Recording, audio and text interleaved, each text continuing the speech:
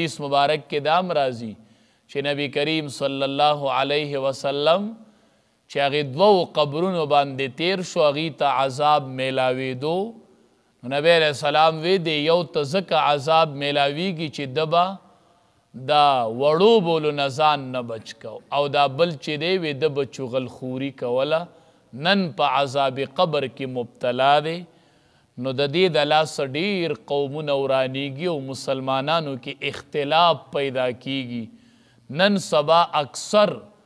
نسبونو کی چی دن دا اختلاف دے دا نسبیانو دا اکثر دا چغل خوری دا لاسوی دا خلق رشتی پی کٹ شولی دا خلق خوگی رشتی رشتہ داری اغد دی گناہ دا وجنا کٹ شولی یو بل تخلق پا دشمنی باندی ادری دو نو کو سڑے چاہتا دا بل سم خبر نشی رسولے نو کم از کم دا یو وران خبر بل ترسول غلط خبر بل ترسول او دے کے خانہ جنگی پیدا کول دا دیر لویا گناہ دا نو زکا نبی کریم صلی اللہ علیہ وسلم ترب العالمین وائی کدی تلیوے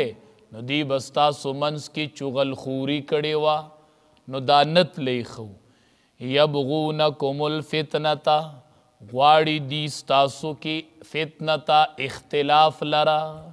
پتاسو کی اختلاف پیدا کی وفیکم سماعون لهم او پدی لخکر ستاسو کی جاسوسان دی دوی دا پارا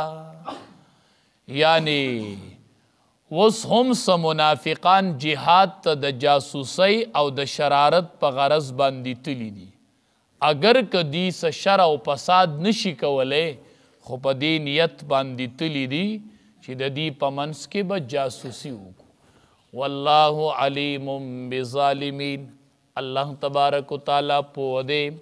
پا ظالمانو باندی عالم دے اللہ پا ظالمانو باندے ظلم دا حد نتجاوز کول پا ہر کار کی دی تو ظلم وائی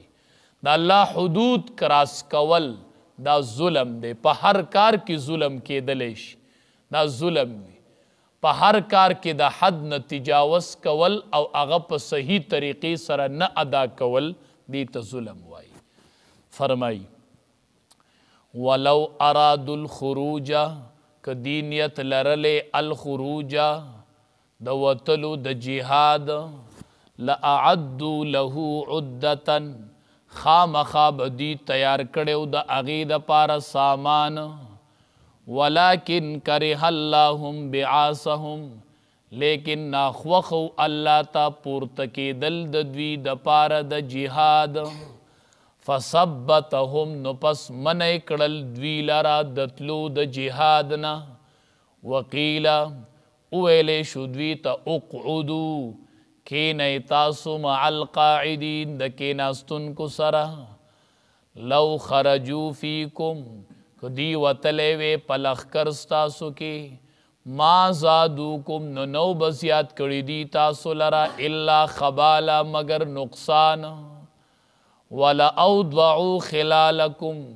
خام منڈی بای وخلیوی دی پمینستاسو کی پچغل خوری سرا یبغونکم الفتنتا غواڑی دوی پتاسو کی اختلاف لرا